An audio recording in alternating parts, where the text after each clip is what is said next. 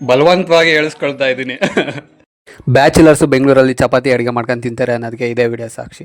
ಏನಪ್ಪ ವಿಷಯ ಅಂದರೆ ನಾವಿವತ್ತು ಚಟ್ನಿ ಮತ್ತು ಚಪಾತಿ ಮಾಡ್ಬೇಕಂತ ಹೇಳ್ಬಿಟ್ಟು ಚಟ್ನಿಗೆಲ್ಲ ರೆಡಿ ಮಾಡ್ಕೊಂಡು ಚಟ್ನಿ ಮಾಡಿಬಿಟ್ವಿ. Okay, perfect.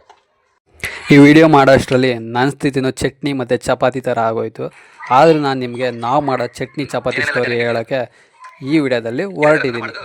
ಗುರು ಹುಟ್ಬಿಟ್ಟು ಇಷ್ಟು ವರ್ಷ ಆದಮೇಲೆ ಚಪಾತಿನ ಹೊಸಕ್ಕೆ ಟ್ರೈ ಮಾಡಿದರೆ ಅದು ಹಿಂಗೆ ಆಗೋದು ನೋಡಿ, ಶ್ರೀಲಂಕಾ ಆಯಿತು. ನಾನು ಶ್ರೀಲಂಕಾ ಸ್ಟೈಲ್ ಚಪಾತಿ ಬೇಡ ಅಂತ ಹೇಳ್ಬಿಟ್ಟು ನಮ್ಮಣ್ಣ ಇಂಡಿಯಾ ಸ್ಟೈಲ್ ಚಪಾತಿ ಮಾಡೋಕ್ಕೆ ನನ್ನ ಹತ್ರ ನೀನು ಮಾಡಬೇಡ ನಾನೇ ಮಾಡ್ತೀನಿ ಅಂತ ಹೇಳ್ಬಿಟ್ಟು ಹೊಸಕ್ಕೆ ಸ್ಟಾರ್ಟ್ ಮಾಡಿರು. ಅವ್ರು ಹೊಸ್ಕೊಂಡು ಕೊಡ್ತಾಯಿದ್ರು, ನಾನು ಬೇಯಿಸ್ತಾ ಇದ್ದೆ. ಚಪಾತಿನ ಬಿಸಿ ಮಾಡಿಬಿಟ್ಟು ಬಿಸಿ ಚಪಾತಿ ಮಾಡಿದೆ. ನಾವು ಮಾಡಿರೋ ಬಿಸಿ ಚಪಾತಿನ ತೆಟ್ಟೆಗೆ ಹಾಕ್ಕೊಂಡು ಈಗ ಟೇಸ್ಟ್ ನೋಡಬೇಕಲ್ಲ. ಸೊ ಚಟ್ನಿ ಚಪಾತಿ ಕಾಂಬಿನೇಷನ್ ಹೆಂಗಿರುತ್ತೆ ಹೇಳಪ್ಪ ಅಂದರೆ, ಚಟ್ನಿ ಚೆನ್ನಾಗಿದೆ, ಕೊಬ್ಬರಿ ಚಟ್ನಿ. ಹಿಂಗನ್ನ ಬಲವಂತವಾಗಿ ಹೇಳಿಸ್ಕೊಳ್ತಾ ಇದ್ದೀನಿ. ಓಕೆ ಗೈಸ್, ನಾವು ಚಿತ್ರಾನ್ನ ಮಾಡೋ ವಿಡಿಯೋದಲ್ಲಿ ಸಿಗೋಣ. ಬಾಯ್ ಬಾಯ್, ಟಾಟಾ, ಟೇಕ್ ಕೇರ್.